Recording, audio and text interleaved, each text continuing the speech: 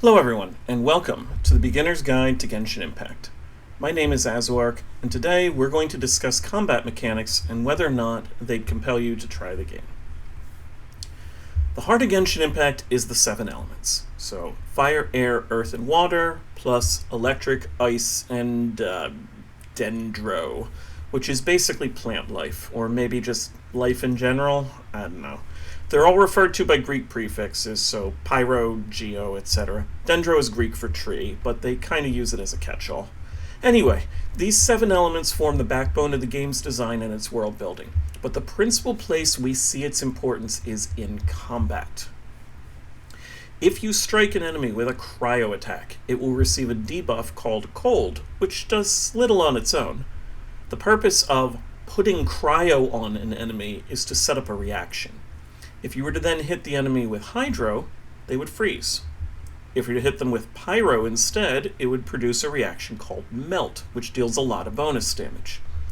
Picking any 2 of the 7 elements almost always causes a reaction, and producing these reactions is the central mechanic that everything in Genshin's combat is derived from.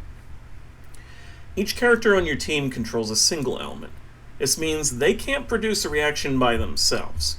Either they need to attack an enemy that has an element naturally, they need an environmental factor like getting the enemy wet, or you have to produce the second element yourself by swapping to a different character. Teams in Genshin consist of 4 characters, and you can switch between them freely. Given that each character only has a basic attack and 2 special moves, playing single character Impact doesn't have a ton of depth, nor is it very effective. However, just by adding a second character makes the game far more interesting. Your Hydro and Cryo characters can freeze, striking with Pyro will cause either melt or vaporize, and then throwing Anemo on top of that will swirl the enemy's current element.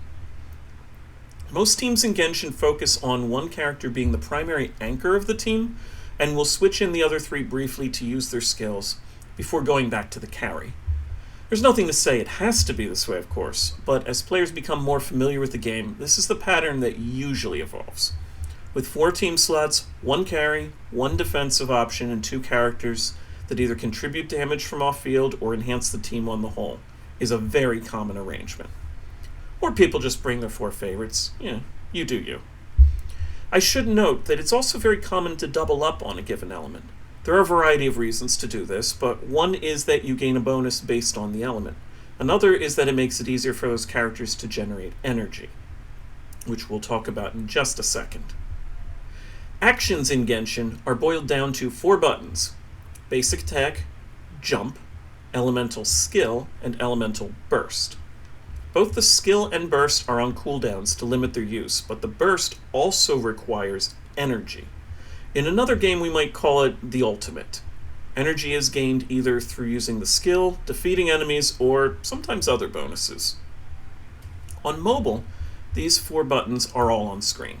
Controller uses them as the 4 face buttons. Keyboard and mouse users refer to the 2 elemental attacks by their default key bindings, E and Q. In addition to these, there is a 5th control, Dash. Dashing not only provides a small brief burst of speed, which can be used to get around faster, but it also serves as a dodge. Dashing right as an enemy attacks will avoid the hit.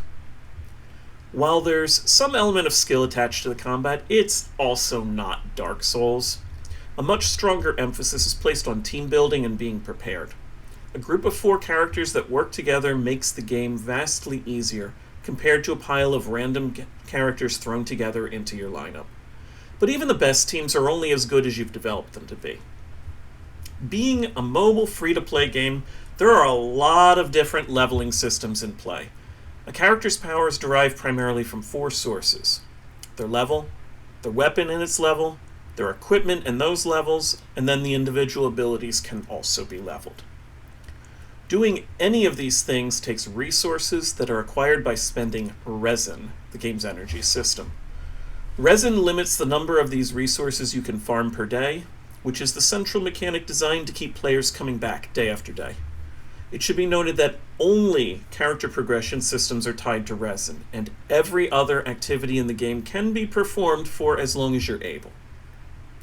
One of the downsides of the resin system is that it discourages players from actively using all the characters they've collected, because even if only 4 can be in a team at once, You might have a dozen characters on your account that you'd like to experiment with, but either the alternates will all be level 1, or your teams will be miserably underleveled because you spread your resources too thin.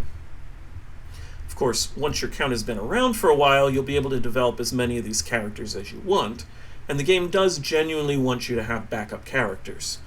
Not only will some characters be shut down entirely against certain enemies, but there are specific situations in the game where you may be asked to use 2 teams. The prime example of this is the Spiral Abyss, which is the principal endgame content for the game. And it's not much, by the way. If you're playing Genshin for its endgame, you may very well be disappointed. The developers have made it very clear that this game is about the journey and not the destination. So while a second endgame mode was added recently called Imaginarium Theater, it doesn't add more to the experience than Abyss. And there's no PvP. You can join another player's world to play cooperatively, but this has a number of limitations in place that prevent it from being a true multiplayer experience. But if you join co-op, one of the main attractions is being able to fight the game's bosses together. There are lesser bosses around the overworld that give level up materials, but then there are a few weekly bosses, as in you can only claim rewards from them once per week. These are big set-piece encounters and are often a struggle for someone who hasn't grown used to fighting them yet, so maybe bringing in a buddy to help you kill them might be of value. 2 or more people on screen means more ease in causing reactions, but note that the number of total characters is still limited to 4. Regardless, the idea of building a team is one of the most fascinating and arguably important aspects of the game for players. While I encourage new players to stick to a small set of characters, preferably no more than 1 team, older, more developed accounts can branch out and play with a wide swath of teams. This is one of the aspects of Genshin that gives it longevity, and most instructional content creators are heavily focused on this side of the game. Obviously, this means we won't really need to address that here beyond the basics, but we will eventually address the basics. However, first, we need to wrap up the matter of if you should get yourself involved with this game, and that means that tomorrow we're going to talk about the dreaded G word.